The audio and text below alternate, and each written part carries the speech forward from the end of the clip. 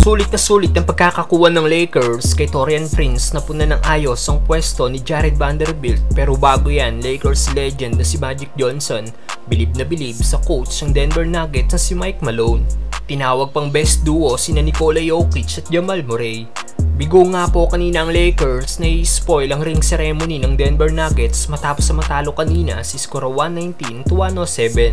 Nanguna nga po para sa Denver Nuggets ang reigning finals MVP na si Nikola Jokic na gumawa ng 29 points, 13 rebounds at 11 assists.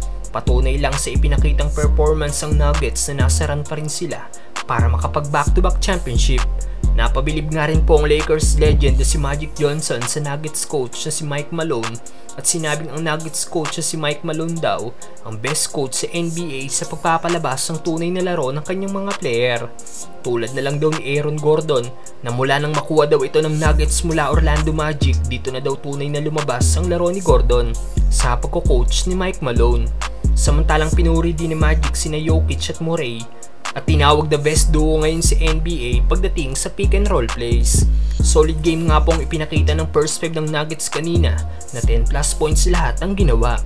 21 points si Jamal Murray, 20 points si KCP, 15 points si Aaron Gordon at 12 points naman si Michael Porter Jr. Anong masasabi nyo sa naging pahayag ni Magic sa Denver mga brother? Samantalang Taurean Prince, sulit na sulit ang pagkakakuha ng Lakers. Nakatakda nga po sanang gawing starting power forward ng Lakers laban sa Nuggets kanina ang forward si Jared Vanderbilt. Pero dahil sa injured nga po si Bando, si Taurean Prince nga po ang napili ni Coach Darvin Ham na pumalit sa spot ni Vanderbilt. Na siya namang worth it dahil si Prince nga lang naman po ang naging second leading scorer ng Lakers kasunod ni LeBron James na gumawa ng 18 points, 3 rebounds at 1 block.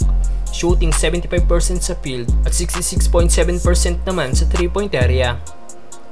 Si Prince nga din po ang nakagawa ng may pinakamaraming tres kanina na may bilang na 4. Kaya naman masasabi natin na worth it talaga ang pagkakakuha ng Lakers para sa nasabing forward.